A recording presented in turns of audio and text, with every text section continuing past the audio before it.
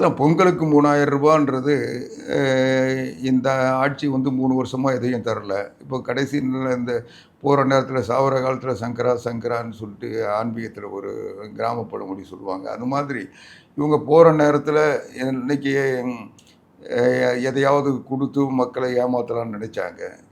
அதுதான் அ இதே அனைத்து இந்திய அண்ணா திராவிட முன்னேற்ற கழகம் கொரோனா காலத்துக்கு பிறகு அனைத்து இந்திய அண்ணா திராவிட முன்னேற்ற கழகம் புரட்சி தமிழர் எடப்பாடியார் முதலமைச்சராக இருந்த நேரத்தில் அந்த இறுதி நாட்களில் கொரோனாவால் பாதிக்கப்பட்டாங்க. அவங்களுக்கு ஒரு சரியான வருமானம் இல்லை. அவங்க பொங்கல் கொண்டாட முடியாத ஒரு நிலை இருந்தது. தமிழருடைய பண்பாட்டு திருவிழா பொங்கல். இந்த பொங்கலை சிறப்பாக கொண்டாடணுன்றதுக்காக அந்த அப்போது ரூ. 2500 ஒரு குடும்பத்திற்கு தந்தாங்க. ஒரு அரிசி அட்டை வச்சிருக்க அத்தனை பேருக்கும் கொடுத்தோம். அந்த நேரத்தில் பொங்கல் தொகுப்பு கொடுத்து ரூ. 2500 உடனே ஸ்டாலின் சொன்னார், ஏன் ரூ. 2500 கொடுக்குறாங்க?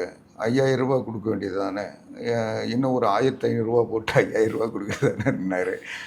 அது எந்த கணக்கில் சொன்னாரோ அவர், சரி எப்படி இருந்தாலும் ரூ. 5000 கொடுக்கணும்னு சொன்னாருன்னு மக்கள்லாம் நினச்சாங்க. சரி இவர் அவங்களையே ரூ. 2500 வந்து ரூ. 5000 கொடுக்கணும்னு சொன்னார், இவர் வந்தால் ரூ. 6000 கொடுப்பாருன்னு நினச்சாங்க.